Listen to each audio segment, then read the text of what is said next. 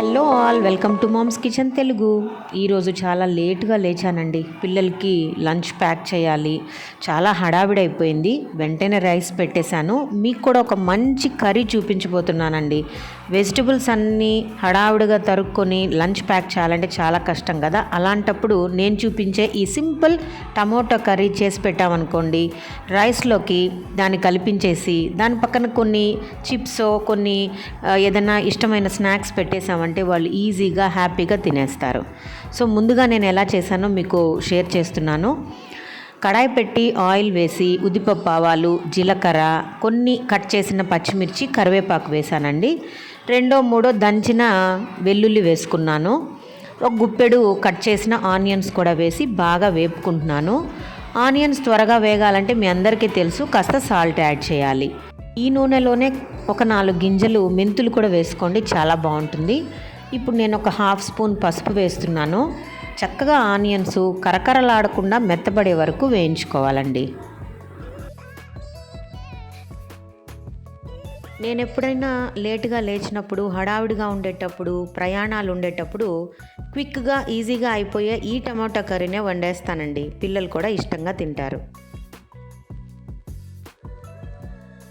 చూస్తున్నారు కదండి, ఆనియన్స్ బాగా మెత్తబడ్డాక ఇప్పుడు నేను టమోటా ముక్కల్ని వేశాను. నేను ఇక్కడ 3 టమోటోస్ తీసుకున్నానండి.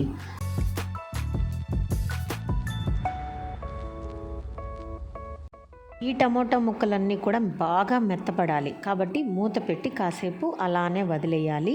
అప్పుడు టమోటా బాగా మెత్తపడుతుందన్నమాట.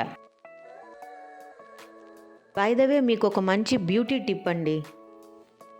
ఎండకు మన స్కిన్ బాగా ట్యాన్ అయినప్పుడు ఈ టమోటో పీల్తో ఫేస్ని బాగా రబ్ చేసుకొని కొంతసేపు డ్రై అయ్యాక ఫ్రెష్ వాటర్తో కడిగేసామనుకోండి, మంచి గ్లో వస్తుంది.